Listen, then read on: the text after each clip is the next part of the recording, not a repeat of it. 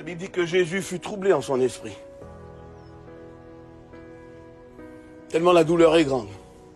Je ne sais pas pour vous, mais il y a des jours où on est bien troublé. Il y a des jours où on ne croit plus au miracle. Il y a des jours où notre foi est touchée. Notre foi en a pris un coup. Il y a des jours où des personnes qu'on aime nous font des mauvais coups. Et notre cœur est brisé. Il y a des jours où c'est la joie des noces et puis d'un seul coup c'est la mort, la vallée sombre, la vallée triste. Et ce chapitre 13 là, il est triste. Parce que Jésus va être trahi par ses 2 disciples. Puis d'un seul coup, Pierre va arrêter Jésus et puis il dit, moi j'irai jusqu'à la mort pour toi. Et puis Jésus l'arrête. Arrête Pierre. Toi aussi tu me renieras comme Judas. Puis d'un seul coup, Jésus va annoncer sa mort aux 12 qui sont ici. Imaginez-vous quelle confusion et quel trouble dans le cœur des disciples.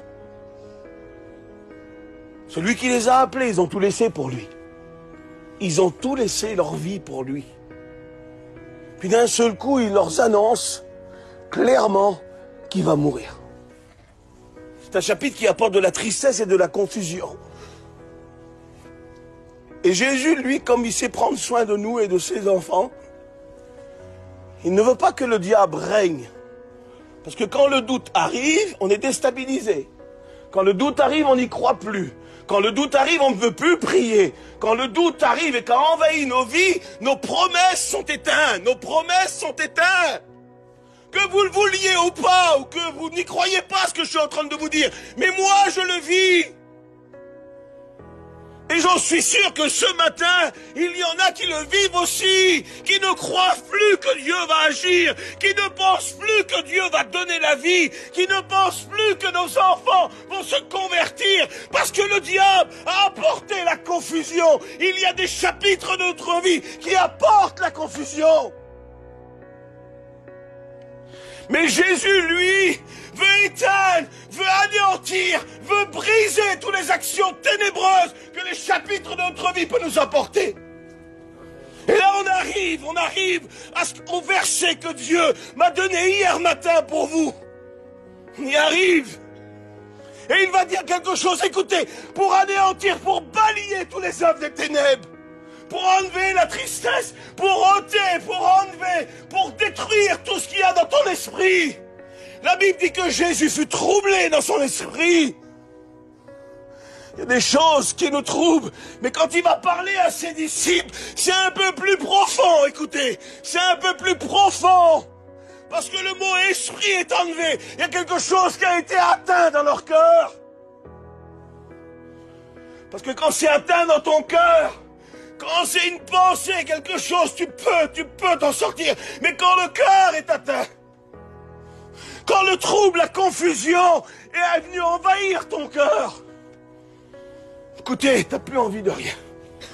T'as plus envie du chapiteau, t'as plus envie des chaises, t'as plus envie de chanter, t'as plus envie de marcher sur la place, t'as plus envie de prêcher. Quand le trouble a envahi ton cœur, t'as plus envie de prier, t'as plus envie de venir à la réunion. T'as qu'une seule envie, c'est de rester seul. Mais Jésus va dire quelque chose. Regardez ce qu'il va dire. Chapitre 14 de l'évangile de Jean.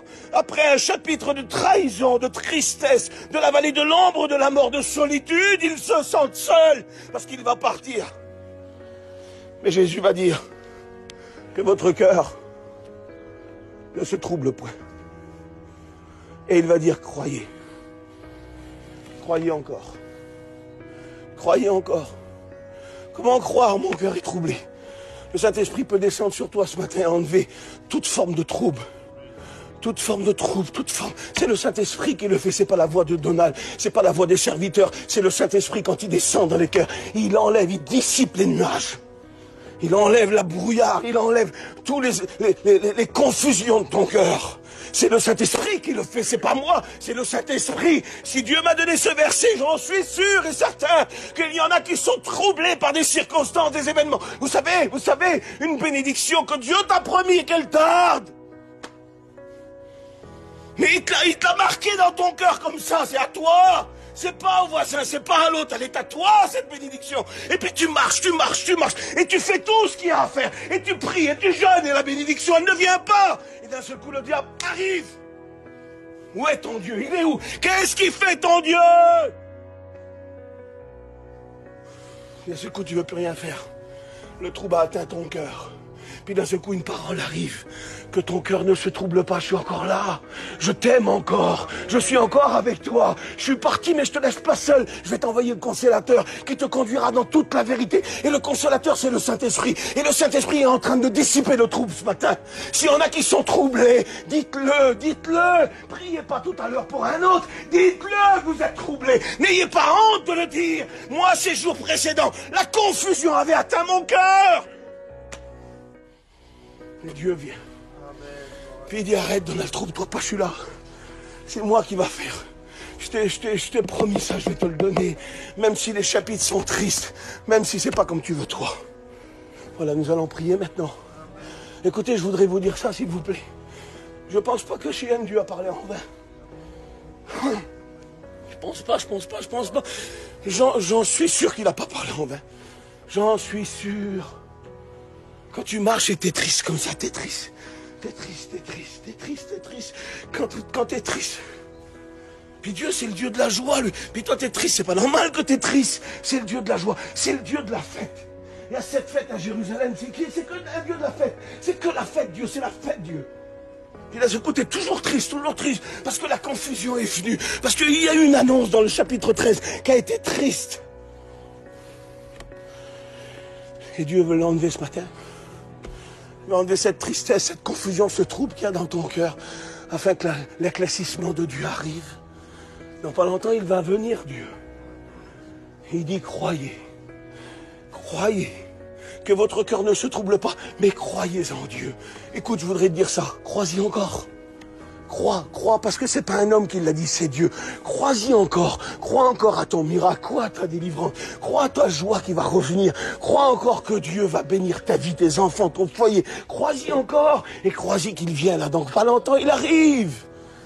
Dans ce même chapitre de l'évangile de Jean, il dit, je m'en vais, mais arrêtez, je vais vous préparer une place, je reviens, je resterai pas longtemps parti. Là, il arrive. Prions, s'il vous plaît.